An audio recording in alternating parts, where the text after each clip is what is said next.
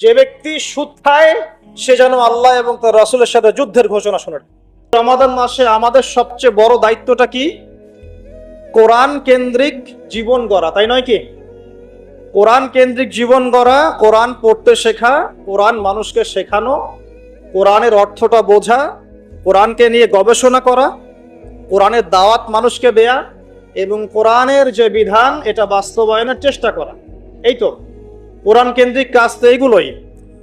নবী সাল্লাল্লাহু আলাইহি ওয়াসাল্লাম এবং সাহাবায়ে কেরাম 23 বছর ধরে এই কাজগুলো করেছিলেন বলেই আইএমএ জাহেলিয়াত একটা আলোকিত সমাজে পরিণত হয়েছে। আমার কথা কি বুঝতে পারছেন? আলহামদুলিল্লাহ।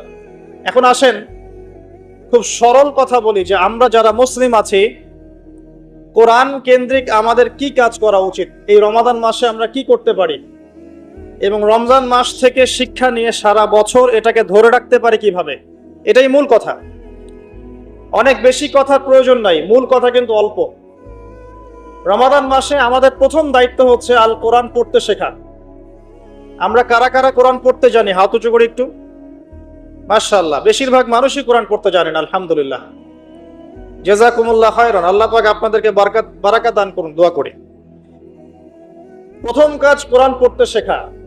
পড়তে জানেন আলহামদুলিল্লাহ, তবে আমি কিছু কথা বলি যেগুলো শুনলে হয়তো আপনার কাছে মনে হবে যে আরো ভালো করে পড়া শেখা উচিত। পড়তে শেখা খুব গুরুত্বপূর্ণ একটা কাজ, কিন্তু যেমন তেমন করে পড়তে শিখলে হবে না, মদ মাখরাজ তাজবিদের সাথে পড়তে হবে। যেমন একটা অক্ষর আছে কফ, বড় কফ, যেমন কফ দিয়ে একটা শব্দ আছে কুল। আপনারা সূরায় পড়ছেন নামাজে কুল হু আল্লাহু আহাদ, তাই পড়ছেন না? তো এই কুল শব্দের অর্থ হচ্ছে বলুন। কিন্তু আপনি যদি কফ এর মাখরাজটা ভুল করেন এবং কফ না বলে আপনি ছোট কাফ পড়েন এবং কুল না পড়ে আপনি কুল পড়েন, বলেন যে কুল হু আল্লাহু আহাদ, তাহলে অর্থটা পরিবর্তন হবে। অর্থ দাঁড়াবে খাও আল্লাহ এক এবং অদ্বিতীয়। আমি কি বুঝাতে পারছি? শুধুমাত্র কফ এর উচ্চারণ সঠিকভাবে না করার কারণে আপনার অর্থ পরিবর্তন হয়ে গেছে, বলো এর জায়গায় খাও অর্থ চলে এসেছে। আপনি পড়ছেন আল্লাহু আকবার, আলহামদুলিল্লাহি রাব্বিল আলামিন, এই তো আপনি পড়ছেন আলহামদুলিল্লাহ। শব্দটা কি? আলহামদুলিল্লাহ। এই হা এর মাখরাজ কোথায়? হা এর মাখরাজ কোথায় বলেন একজন?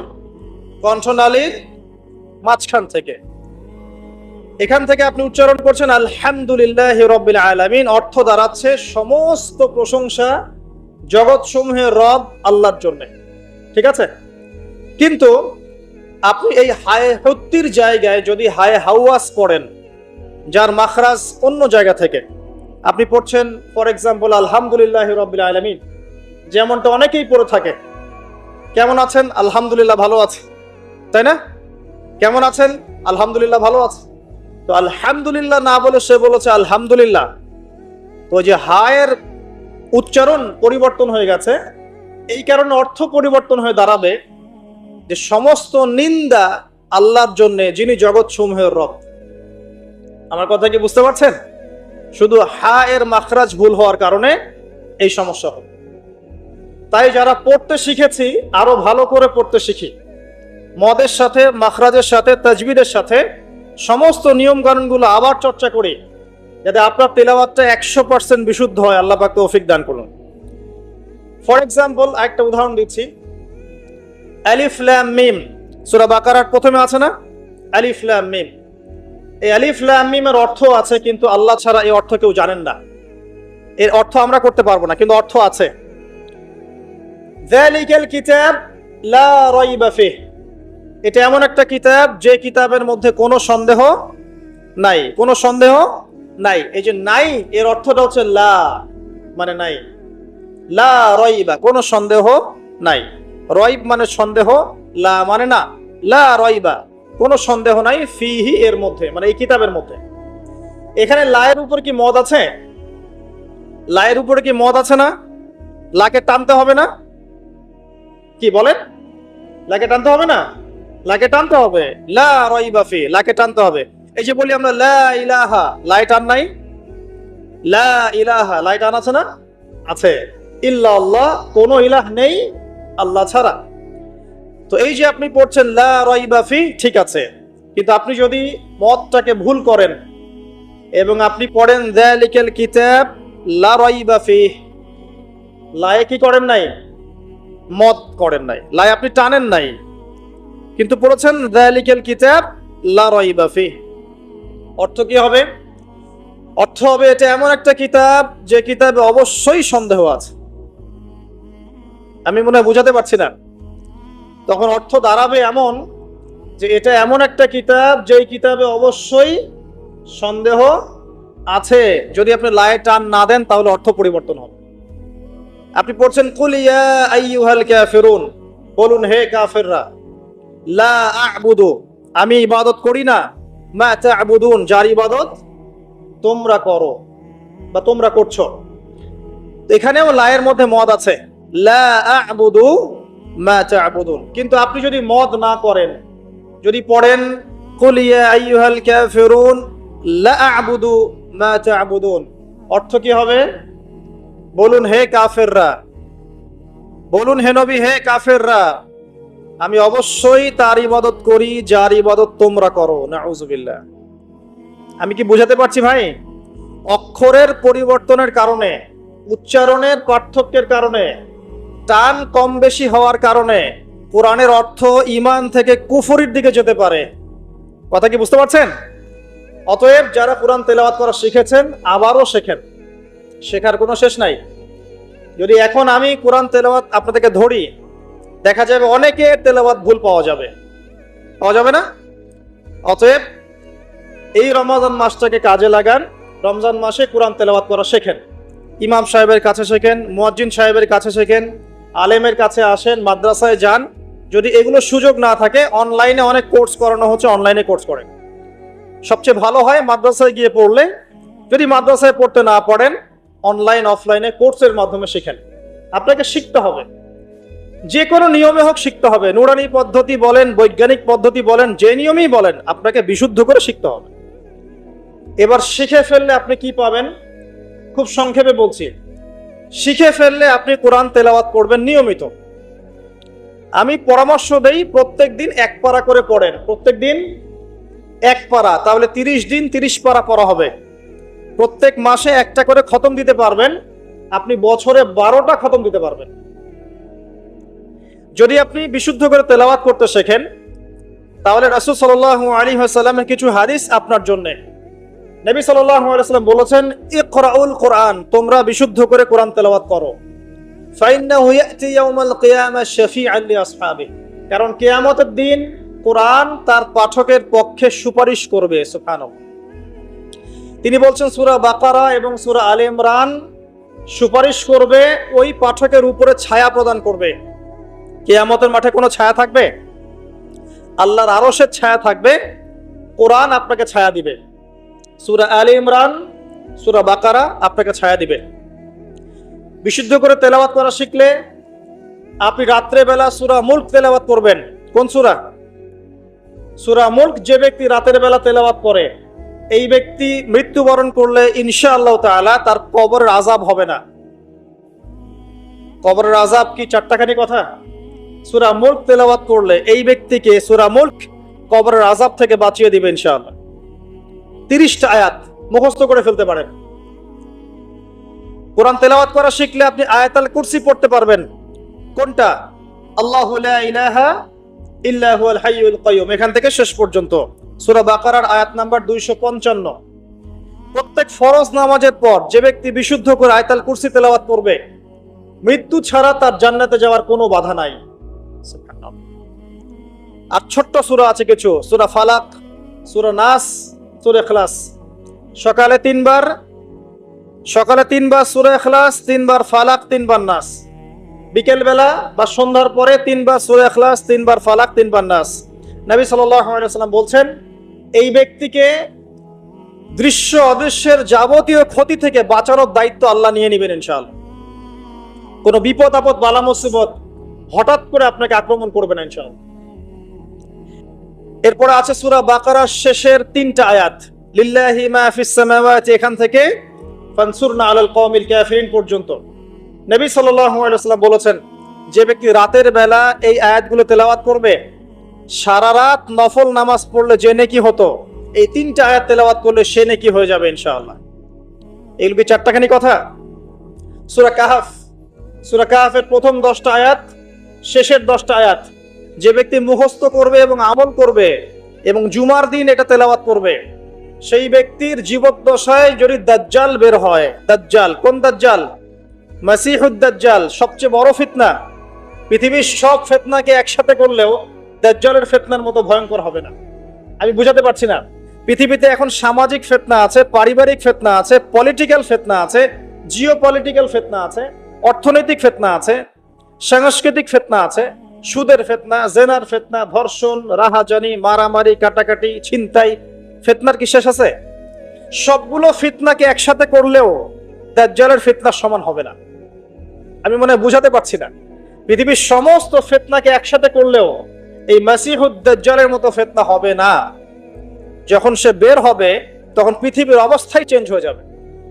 এই পৃথিবীর আগের পৃথিবী থাকবে না, পৃথিবী থাকবে না। এমন যতদিন যাবে পৃথিবী তার ধ্বংসের দিকে যাবে, আস্তে আস্তে আস্তে আস্তে পৃথিবী তার ধ্বংসের দিকে যাবে এবং কিয়ামতের সমস্ত আলামত প্রকাশিত হয়ে যাবে ইনশাআল্লাহ। হাতে সময় বেশি নাই। সেই 1400 বছর আগে নবীজি বলেছেন যে আমার উম্মত আর কিয়ামতের মাঝখানের দূরত্ব হচ্ছে আসর থেকে মাগরিবের ওয়াক্তের মতো। বুঝাতে পারছি না? আসরের ওয়াক্ত, এই যে এখন আসরের ওয়াক্ত, মাগরিব হতে কতটুকু সময় বাকি আছে? 1.5 ঘন্টা, 2 ঘন্টা। আল্লাহর কাছে উম্মতে মুহাম্মাদি এবং কিয়ামত, কিয়ামত আর উম্মতে মুহাম্মাদি এর মাঝখানে দূরত্ব হচ্ছে আসর থেকে মাগরিবের মতো। তাহলে কতটুকু সময় বাকি আছে আপনি ভাবেন। এই হাদিসটা বলেছেন নবীজি 1400 বছর আগে, আমি 1400 বছর পরে বললাম, তিনি 1400 বছর আগে কথা বলেছেন। তো যাই হোক, শেষ জামানার সবচেয়ে বড় ফিতনা হচ্ছে মাসিহুদ দাজ্জাল। ওই দাজ্জালের ফিতনা থেকে আপনাকে বাঁচাবে সূরা কাহফ, কিন্তু আপনাকে বিশুদ্ধ করে তেলাওয়াত করা শিখতে হবে আগে। সূরা আলে ইমরানের শেষের 10টা আয়াত, রাতের বেলা তিলাওয়াত করা সুন্নাহ, সারা রাত নফলের নেকি পাওয়া যায়। সূরাতুল কাফিরুন, কুল ইয়া আইয়ুহাল কাফিরুন, এই সূরাটা যদি কেউ ঘুমানোর সময় পাঠ করে, রাতে শোয়ার সময় পাঠ করে, আল্লাহ নবীজি বলছেন সেই ব্যক্তিকে আল্লাহ পাক শিরকের পাপ থেকে বাঁচাবে। কোন পাপ? শিরকের পাপ। আর আমি অনেক লেকচারে বলেছি যে প্রতি 1000-এ 999 জন মানুষ জাহান্নামে যাবে। প্রতি 1000-এ 999 জন মানুষ জাহান্নামে যাবে। তাদের আমল নামায় যে পাপটা থাকবে তার নাম হচ্ছে শিরক। কথায় শিরক, কাজে শিরক, বিশ্বাসে শিরক। আর এই শিরকে এখন আমরা হাবুডুবু খাচ্ছি। মুসলিমরা বিশ্বাস করে আল্লাহ ছাড়া অন্য কেউ সন্তান দিতে পারে। বিশ্বাস করে না? বিশ্বাস করে। মানুষ এখন বিশ্বাস করে আল্লাহ ছাড়া অন্য কেউ মহাবিশ্ব সৃষ্টি করেছে, বা মহাবিশ্ব এমনি এমনি সৃষ্টি হয়েছে বিগ ব্যাং এর মাধ্যমে, আল্লাহ সৃষ্টি করে নাই। মানুষ মনে করে জমিনে মানুষের বিধান চলবে, আল্লাহর বিধান জাদুঘরে থাকবে। এটা মানুষ মনে করে। মানুষ মনে করে মানুষ আল্লাহর হালালকে হারাম করতে পারে, আল্লাহর হারামকে হালালও করতে পারে।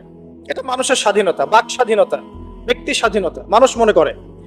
মানুষ মনে করে যে আল্লাহ ছাড়া অন্য কাউকে সেজদা করা যায়, আল্লাহ ছাড়া অন্য কেউ সন্তান দিতে পারে, আল্লাহ ছাড়া অন্য কেউ ভালো মন্দের মালিক, জীবন মৃত্যুর মালিক, কল্যাণ অকল্যাণের মালিক। মানুষ এগুলো মনে করে। মানুষ এখন শিরকে হাবুডুবু খাচ্ছে। বিশ্বাসে শিরক করে, কথায় শিরক করে, অথবা কাজে শিরক করে। মুসলিমরা আল্লাহ ছাড়া অন্য কাউকে সেজদা করে না। মুসলিমরা কবরে সেজদা করে না, মাজারে সেজদা করে না। মুসলিমরা কবরকে কেন্দ্র করে তাওয়াফ করে না। মুসলিমরা হাতে সুতা বালা পড়ে না। মুসলিমরা হাতে আংটি পড়ছে এবং মনে করছে যে এই আংটি ওকে রোগ থেকে বাঁচাবে, এই সুতা ওকে রোগ থেকে বাঁচাবে। মুসলিমরা চন্দ্র, সূর্য, গ্রহ, নক্ষত্রের কাছ থেকে কল্যাণ কামনা করে। মুসলিমরা মনে করে যে মানুষ আগামীকালকের আবহাওয়া বলতে পারে।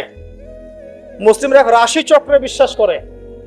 মুসলিমরা টিয়া পাখির কথায় বিশ্বাস করে। দেখেন রাস্তার পাশে টিয়া পাখি বসে আছে, ভাগ্য গণনা করছে।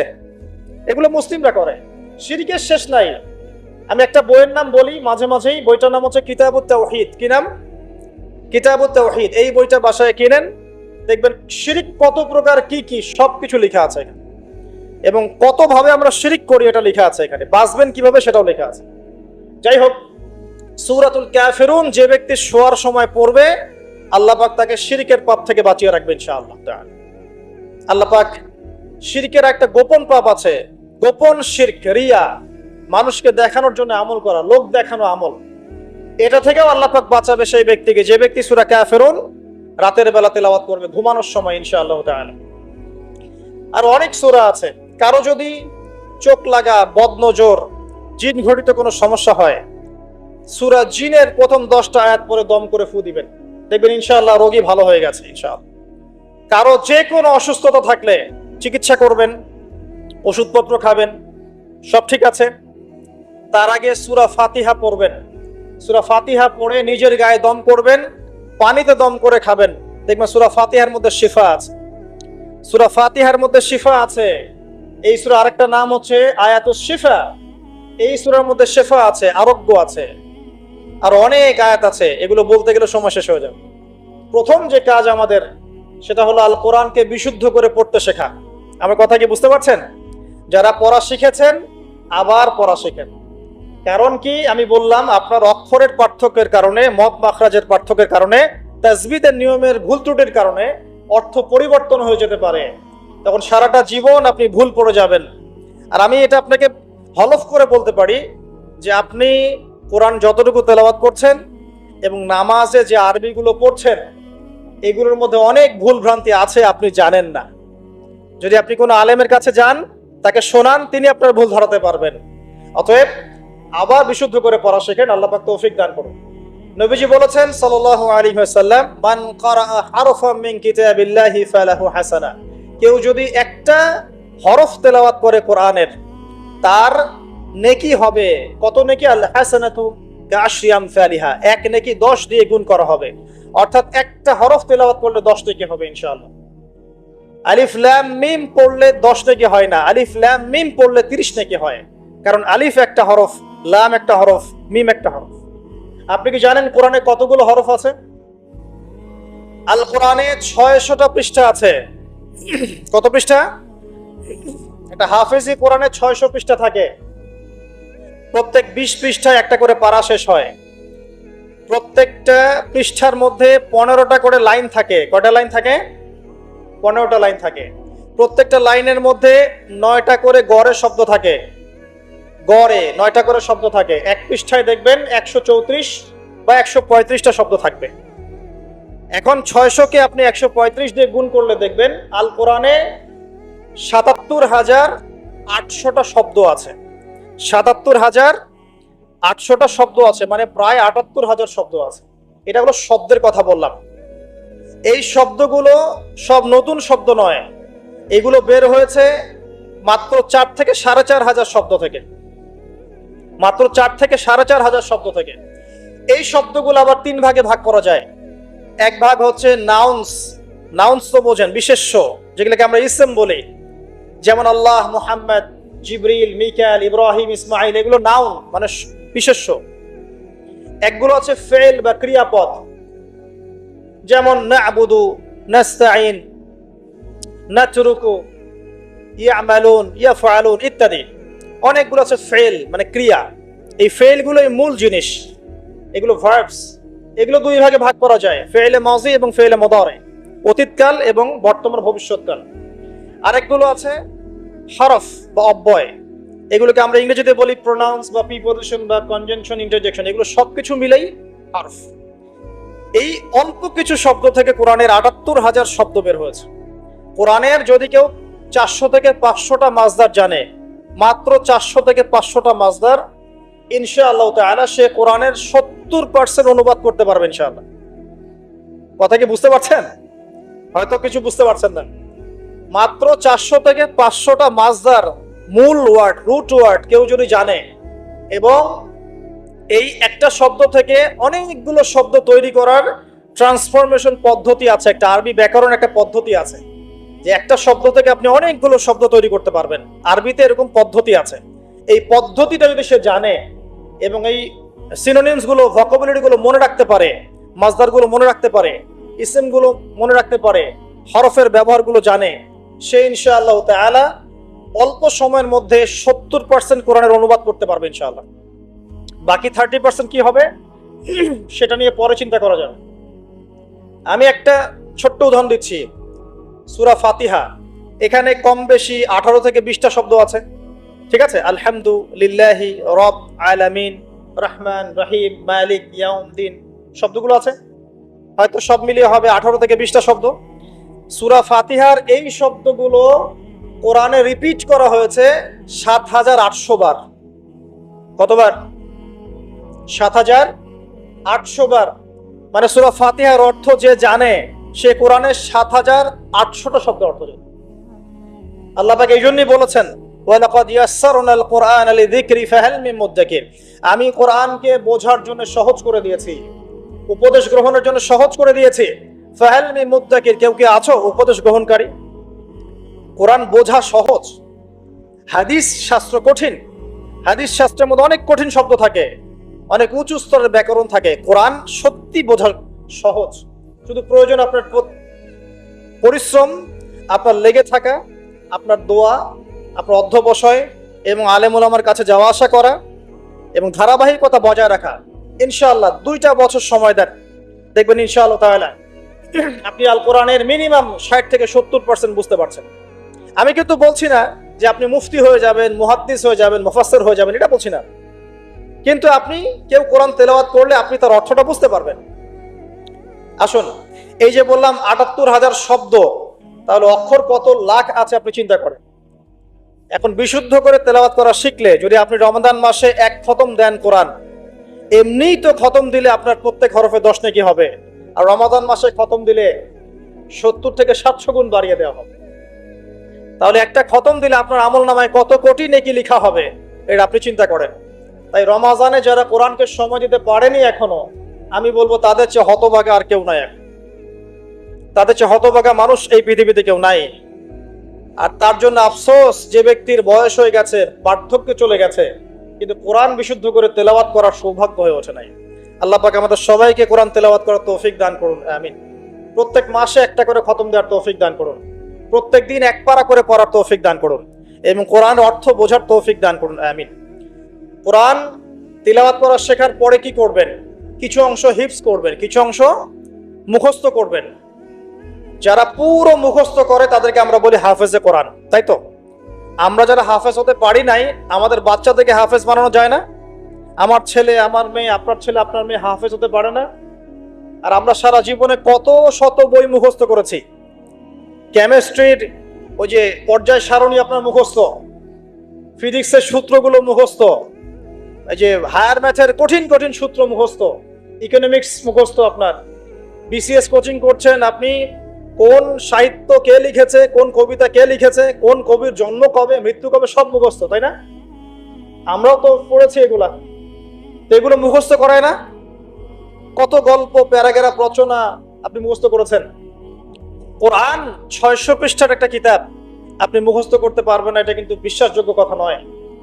বরং পৃথিবীর কোন বই মানুষ হুবাহু বলতে পারে না কোরআন ছাড়া। বেদ মানুষ কি মুখস্থ বলতে পারে? বাইবেল মানুষ মুখস্থ বলতে পারে? জাবুর, ইনজিল মানুষ মুখস্থ বলতে পারে? কোরআন ছাড়া কোনো কিতাবই মানুষ মুখস্থ বলতে পারে না। কিন্তু কোরআন, আজকে যদি কোরআন পৃথিবী থেকে মুছে ফেলা হয়, মানে পৃথিবী থেকে সমস্ত কোরআনের কপি যদি আজকে মুছে ফেলা হয়, কালকে দেখবেন আগামীকাল কোরআনের হাফেজরা কোরআন আবার লিখে ফেলবে ইনশাআল্লাহ। এটাই কোরআন। ইন্না নাহনু নাযালনা যিকরা ওয়া ইন্না লাহু লাহাফিজুন। আমি এই কোরআন, এই জিকির নাজিল করেছি, আর আমি আল্লাহ এর হেফাজত করব। আল্লাহ পাক দায়িত্ব নিয়েছে। অতএব আমরা হাফেজ হওয়ার চেষ্টা করি। এখন কথা হচ্ছে, আমরা সবাই তো 30 পারা হাফেজ হতে পারবো না, তাই তো? তাহলে আমি কিছু ইম্পর্টেন্ট সূরা বলছি, কিছু ইম্পর্টেন্ট সূরা, ইম্পর্টেন্ট আয়াত, এগুলো সবাই মুখস্থ করবেন, পারবেন? 1 নম্বর সূরা ফাতিহা, 2 নম্বর সূরা বাকারার প্রথম 5টা আয়াত, এরপর সূরা বাকারার 255 নম্বর আয়াত, আয়াতুল কুরসি, এরপর সূরা বাকারার শেষের 3টা আয়াত, এরপর সূরা আলে ইমরান শেষের 10 আয়াত, এরপর সূরা কাহফ প্রথম 10 শেষ 10, এরপর সূরা জিন প্রথম 10, এরপর সূরা মুমিনুন শেষের আয়াতগুলো, শেষের 10টা আয়াতের মতো, সূরা ফুরকান শেষের কিছু আয়াত, সূরা ফালাক, সূরা নাস, সূরা ইখলাস, সূরা কাফিরুন, এগুলো পড়া যাবে না? সূরা হাশর শেষের 3টা আয়াত, সূরা হাশরের শেষের আয়াতগুলো, সূরা হজের শেষের আয়াতগুলো। এরপরে আপনি পড়বেন সূরা তাহার কিছু আয়াত, তারপরে আছে সূরা বনী ইসরাইল এর কিছু আয়াত, সূরা মুলক মুখস্থ করবেন, সূরা মুলক। আর 2টা সূরা অবশ্যই মুখস্থ করবেন, সূরা আর রহমান, সূরা ইয়াসিন। এতটুকু পারা যাবে না? খুব বেশি পড়া দিলাম?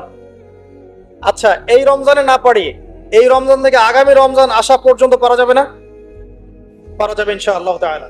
আল্লাহ পাক আমাদের সবাইকে কোরআনের মিনিমাম 1 পারা হিফজ করার তৌফিক দান করুন, আমিন। আর আমাদের বাচ্চাদেরকে আল্লাহ পাক কোরআনের হাফেজ হিসেবে কবুল করুন, বড় আলেম হিসেবে কবুল করুন, আল্লাহর দ্বীনের বড় দায়ী এবং মুজাহিদ হিসেবে কবুল করুন, আমিন। এরপর কি কাজ? কোরআনের অর্থ বুঝতে হবে। বারবার একটা কথা বলি যে কোরআন তেলাওয়াত করলে প্রত্যেক হরফে 10 নেকি হবেই, অথবা 70 নেকি হবে, অথবা 700 নেকি হবে। কিন্তু অর্থ না বুঝলে কোরআনের মৌলিক হকটা আদায় হবে না। কিভাবে? যেমন আমি যদি বলি ওয়ালা তাকরাবু জিনা, কতজন এর অর্থ বুঝেছেন? হাত তোলেন দেখি। এই কয়েকজন অর্থ বুঝেছেন, বাকিরা বোঝেন নাই। যারা বোঝেন নাই তাদেরকে যদি আমি এখন বলে দেই যে ভাই বা চাচা, ওয়ালা তাকরাবু জিনা এর অর্থ হচ্ছে জেনার ধার কাছেও যেও না, এবার কি সে অর্থ বুঝতে পারে নাই? এখন এই যে সে অর্থটা বুঝতে পারলো, সে কি এই আয়াত থেকে হেদায়েতটা পেয়েছে না? জেনার কাছে যাওয়া যাবে না শিক্ষাটা পেয়েছে না? যদি অর্থটা না বুঝতো, সে কি শিক্ষা পেত না?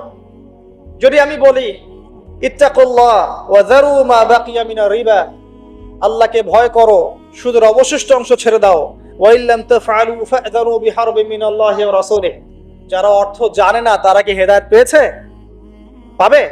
কিন্তু যারা অর্থ বুঝেছে তারা বুঝতে পারবে যে হ্যাঁ, আল্লাহ এখানে বলছেন যে ব্যক্তি সুদ খায় সে যেন আল্লাহ এবং তার রাসূলের সাথে যুদ্ধের ঘোষণা শোনে।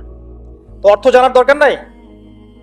কোরআনের অর্থ নিয়ে ইহুদিরা, খ্রিস্টানরা, ইসলামের দুশমনরা গবেষণা করছে।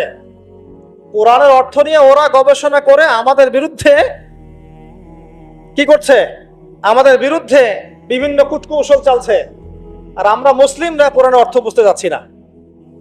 এক শ্রেণীর মানুষ মনে করে যে কোরআনের অর্থ বুঝলে কিছু মানুষের ভাত আর টিকবে না জমিনের মধ্যে। কিছু মানুষ মনে করে যে কোরআনের অর্থ যদি সবাই বুঝে ফেলে তাহলে এক শ্রেণীর মানুষের ধর্ম ব্যবসা টিকবে না। আল কোরআনুল কারীম নির্দিষ্ট কিছু মানুষের জন্য নয়, পুরো মানব জাতির জন্যই।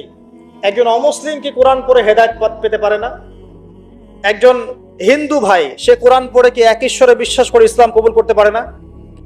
তো কোরআন থেকে হেদায়েত পেতে হলে তো অর্থটা জানতে হবে। সূরা ফাতিহা আপনি পড়ছেন, অর্থ যদি না বোঝেন আপনার নামাজে মনোযোগ কিভাবে আসবে? মালিকি ইয়াউমিদ্দিন আপনি বলছেন নামাজের মধ্যে, মালিকি ইয়াউমিদ্দিন, বিচার দিনের মালিক।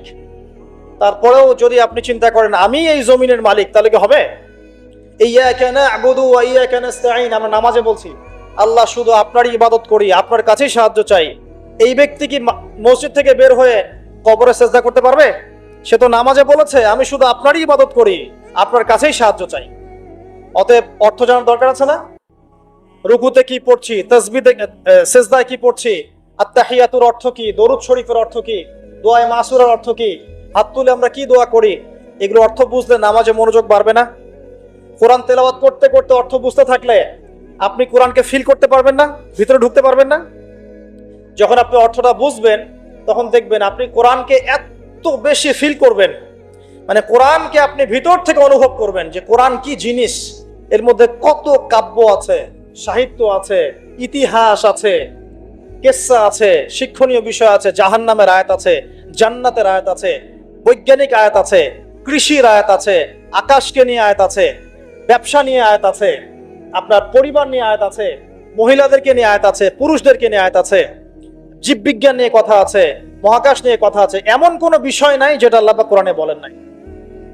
এমন কোনো বিষয় নাই যেটা আল্লাহ পাক কোরআনে বলেন নাই। যে কবি কাব্য বা সাহিত্য পছন্দ করে, সে যদি সূরা হুদ পড়ে, সূরা শুআরা পড়ে, সে বুঝবে কাব্য সাহিত্য কাকে বলে। যে সাহিত্য উপন্যাস পছন্দ করে, সে যদি সূরা ইউসুফ পড়ে, সূরা ইউসুফ, তাহলে বুঝবে যে উপন্যাস কাকে বলে, আহসানুল কসাস কাকে বলে। কেউ যদি এই ছন্দ চর্চা করতে ভালোবাসে, সে সূরা রহমান পড়ে দেখুক ছন্দ কাকে বলে। কোরআনে এক একটা সূরা আপনি পড়েন, ভিতরে ঢোকেন, দেখবেন কোরআনকে আপনি ফিল করতে পারছেন। আর রমজান মাস ছাড়া অন্য কোন মাসে আপনি কোরআন চর্চা করবেন? রমজান মাস ছাড়া অন্য কোন মাসে কোরআনকে শিখবেন, বুঝবেন, আমল করবেন? আল্লাহ পাক বোঝার তৌফিক দান করুন, আমিন। আর অনেক কথা বলার ছিল, কিন্তু সময় কম। এক কথায় কোরআনের অর্থটা বোঝার চেষ্টা করেন। এখন অর্থ বুঝতে হলে কি করতে হবে? কঠিন। অর্থ বুঝতে হলে আপনাকে আরবির যে ক্লাসিক্যাল বইগুলো আছে ব্যাকরণের, সেগুলো পড়তে হবে। আর এই বইগুলো কি একা পড়া যাবে? উত্তর না, এই বইগুলো একা একা পড়া যাবে না, উস্তাদের কাছে যেতে হবে। মিজান মুনসাফ পড়তে হবে আপনাকে, নাহু সরফের কিতাব পড়তে হবে, বালাগাতের কিতাব পড়তে হবে। এগুলো পড়ার পরে আপনি ইসম ফেল হরফ বুঝবেন, এসো আরবি শিখি পড়বেন, সফাতুল মাজদার পড়তে হবে, অনেক বই পড়তে হবে। পড়ার পরে আপনি বুঝতে পারবেন কোরআনের ভাষাটা কি। তবে সবাই তো আর এটা পারবে না, পারবে? সবার পক্ষে তো পসিবল না।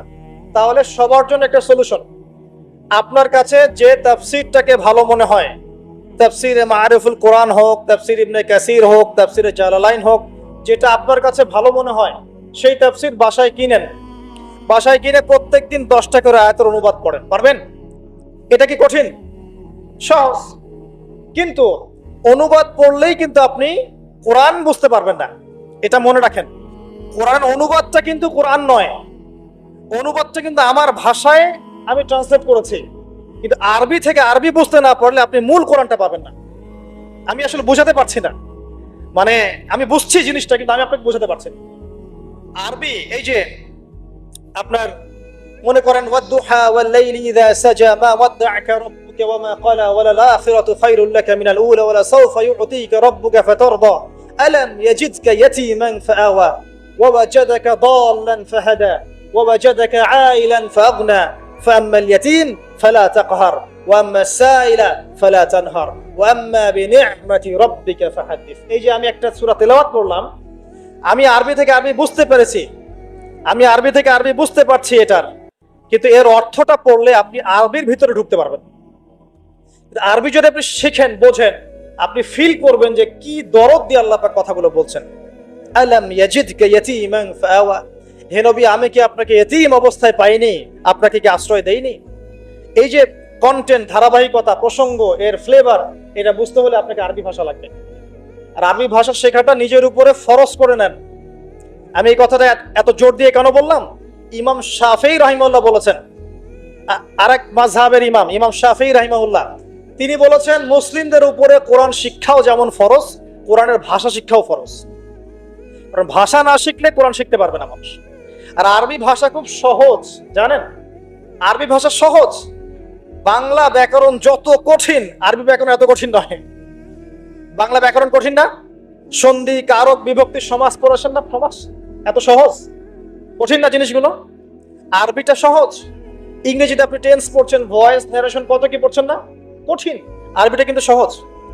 আর আপনি কোরআনের আরবিটুকু বোঝেন। আমি তো বলছি না সারাদিন আপনাকে আরবিতে কথা বলতে হবে, শুধু কোরআনের আরবিটুকু বোঝার চেষ্টা করেন, আর যাতে করে আপনি কোরআন, আল্লাহর কিতাব, আল্লাহর ভাষায় আপনি বুঝতে পারেন। আল্লাহ পাক তৌফিক দান করুন। আর যারা একেবারেই পারছেন না, অনুবাদ কিনেন, বাসায় তাফসীর কিনেন, বাসায় 10টা করে আয়াত পড়েন, অনুবাদ পড়েন। কিন্তু অনুবাদ পড়েই ফতোয়াবাজি করবেন না, অনুবাদ পড়ে ফতোয়াবাজি করবেন না। অনুবাদ পড়ে অনেকে কিন্তু আবার গোমরাও হয়ে গেছে। এক শ্রেণী মানুষও বের হয়েছিল, এখনো আছে, যে কোরআন মানি, হাদিস মানি না। অনুবাদ পড়ে দেখবে যে অনুবাদে লেখা আছে ওয়ালাকাদ সাররাফনা ফি হাযাল কুরআন লিন-নাস মিন কুল্লি মাসাল, কোরআনে আল্লাহ পাক সব বিষয় ব্যাখ্যা করেছেন। তখন সে বলবে কোরআন যথেষ্ট, হাদিসের দরকার নাই। এই যে আল্লাহ পাক কোরআনে বলেছেন, দলিল আছে।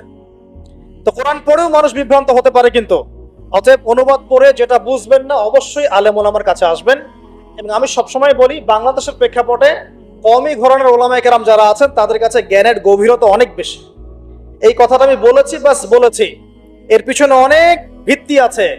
আমি যাচাই বাছাই করে, গবেষণা করে, অভিজ্ঞতার আলোকে কথাটা বলেছি। হুট করে আপনার বুঝে নাও আসতে পারে, কিন্তু কওমি ঘরানার ওলামায়ে কেরাম যারা আছেন, তাদের মাঝে কিছু কিছু বিষয়ে ত্রুটি বিচ্যুতি থাকতে পারে, কিন্তু উসুলের জ্ঞান, আরবি ভাষার জ্ঞান, তাফসীরের জ্ঞান, হাদিসের জ্ঞান, এমনকি মারিফাত, এই বিষয়গুলো তাদের মধ্যে অনেক বেশি আছে। এই জন্য আমি তাদের কথা বলি গর্বের সাথে যে আলহামদুলিল্লাহ বাংলাদেশে আল্লাহ পাক এই শ্রেণীর উলামায়ে কেরামকে দিয়ে ধন্য করেছেন। তাদের কাছে যান, তাদের কাছে গিয়ে পড়াশোনা শেখেন, সোহবতে যান, যেটা বুঝবেন না আপনি জিজ্ঞাসা করেন, নিজে ফতোয়া দেওয়ার চেষ্টা করবেন। আল্লাহ পাক বোঝার তৌফিক দান করুন, আমিন। আমি শেষ করছি আর 10 মিনিটের মধ্যে ইনশাআল্লাহ। তো 3টা কাজ আমরা শিখলাম। রমজান মাস কোরআন নাজিলের মাস, এই মাসে কোরআন শিখতে হবে 1 নাম্বার। যারা তেলাওয়াত করতে জানি না অবশ্যই তেলাওয়াত করা শিখবো, যারা জানি আবারও শিখবো ইনশাআল্লাহ। 2 নাম্বার, আমাদেরকে অবশ্যই কিছু অংশ মুখস্থ করতে হবে।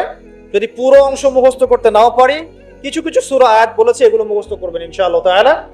3 নাম্বার, অবশ্যই কোরআনের অর্থ বোঝার চেষ্টা করবেন, আরবি ভাষা শিখবেন, না পারলে তাফসীর কিনে পড়বেন, উলামায়ে কেরামের কাছে গিয়ে জিজ্ঞাসা করে জেনে নেবেন, সব বিষয়ে নিজে ফতোয়া দিতে যাবেন না।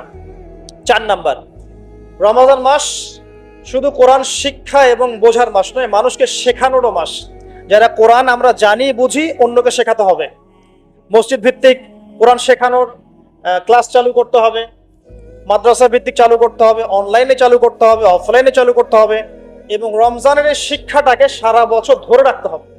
সারা বছর কোরআনের কোর্সগুলো যেন চালু থাকে, মসজিদে, মাদ্রাসায়, আমাদের এলাকা ভিত্তিক বা অনলাইনে অফলাইনে কোরআনের কোর্স যেন চালু থাকে। তাহলে কি হবে, সারাটা জীবন, সারাটা বছর কোরআন কেন্দ্রিক সময় কাটাতে পারবো ইনশাআল্লাহ তাআলা। আপনি বিশ্বাস করেন কোরআন আপনার সবচেয়ে সেরা বন্ধু হবে ইনশাআল্লাহ। আপনি কোরআন নিয়মিত তেলাওয়াত করেন, একদিন যদি তেলাওয়াত না করেন, ওই দিন মনের মধ্যে আপনার অস্থিরতা তৈরি হবে। খেয়াল করে দেখবেন, মনটা আপনার অস্থির হয়ে যাবে, মনে হবে কি জানি আপনি আজকে করেন নাই। কোরআন আপনার মনের দরজায় এসে করা নাড়বে, আজকে আমাকে পড়ো নাই, আজকে আমাকে পড়ো নাই। এমনও মানুষ আছে, আমার পরিবারের মধ্যেও আছে আলহামদুলিল্লাহ, যে কোরআন পড়তে বসলে একাধারে 3, 4, 5, 6 পারা পড়ে শেষ করে ফেলবে। এমন আছে, আজকে কয় পারা পড়েছো, আজকে 4 পারা পড়া শেষ, আলহামদুলিল্লাহ। যারা পড়ার ভিতরে ঢুকে যায়, পড়ার ভিতরে ঢুকে গেছে, অর্থ বুঝছে, দেখবেন তার খাবার ঠিক নাই, ঘুমের ঠিক নাই, তার পেশাব পায়খানাও ঠিক নাই, সে পড়ছে আর পড়ছে, পড়ছে আর পড়ছে। এই মহব্বত তৈরি হবে তখন যখন আপনি কোরআনটা বুঝবেন, সময় দিবেন। আমরা নিয়াত করি আল্লাহ পাক আমাদের সবাইকে প্রত্যেকদিন কোরআনকে সময় দেওয়ার তৌফিক দান করুন, আমিন। এবং কোরআন তেলাওয়াত করলে যে নেকি হবে, আল্লাহ পাক আপনার প্রতি রহম করবেন, বরকত দিবেন, আপনার জন্য পরকালে কোরআন সুপারিশ করবে। শুধু তাই না, আপনি শারীরিক মানসিকভাবে সুস্থ থাকবেন। কোরআন ওয়া নুনাজ্জিলু মিনাল কোরআন মা হুয়া শিফাউ ওয়া রাহমা, কোরআনের মধ্যে আল্লাহ পাক শিফা এবং রহমত নাজিল করেছেন। কোরআনের শিফা আছে, শিফা আরোগ্য আছে। যারা বেশি বেশি কোরআন তেলাওয়াত করে তারা কম অসুস্থ হয়। এবং আরেকটা কথা বলি, এখন আমাদের দুনিয়ার অনেক চাপ না, মাথা অনেক প্রেশার নিতে হয় না, পারিবারিক চাপ, অফিসের চাপ, ব্যবসার চাপ নিতে হয় না। যে যত বেশি কোরআন তেলাওয়াত করে তার মাথার চাপ নেওয়ার ক্ষমতা তত বেশি হয়। ওসমান রাদিয়াল্লাহু আনহুর বাড়ি ঘেরাও করে রেখেছে এক শ্রেণীর মানুষ, যারা তাকে হত্যা করতে চাচ্ছে, তারাও নাকি মুসলিম। তিনি জানেন যে এখন তারা এসে তাকে হত্যা করবে। শেষ সময় হলে আপনি কি করতেন? কিছু একটা তো করতেন, পালানোর চেষ্টা করতেন, অথবা ওসিয়ত করতেন, বা কিছু একটা করতেন, ওদেরকে প্রতিহত করার চেষ্টা করতেন। ওসমান রাদিয়াল্লাহু আনহু কোরআন খুলে তেলাওয়াত করতে শুরু করলেন। তেলাওয়াত করতে করতে করতে করতে এই 1 পারা কি 1.5 পারা এই কাছাকাছি এসেছেন, তখন ওরা পিছন থেকে তার দাড়িটা ধরে গলার মধ্যে ছুরি চালিয়ে দিয়েছে। উসমান রাদিয়াল্লাহু আনহু যিন্নুরাইন, দুইজন মেয়ের, রাসূল সাল্লাল্লাহু আলাইহি ওয়াসাল্লামের 2 মেয়ের জামাই, জান্নাতের সার্টিফিকেট প্রাপ্ত মানুষ, তাকে মানুষ জবাই করে হত্যা করেছে, তাকে মানুষ জবাই করে হত্যা করেছে। তার গলার থেকে এই রক্তের ফিনকি গিয়ে কোরআনের উপর গিয়ে পড়লো। শেষ আমল ছিল তার কোরআন তেলাওয়াত। মানুষ যখন কোরআনের মধ্যে ডুবে যায় তখন এখানেই শান্তি পায়। আর এখন আমরা শান্তি খুঁজছি মিউজিকের মধ্যে, তাই না?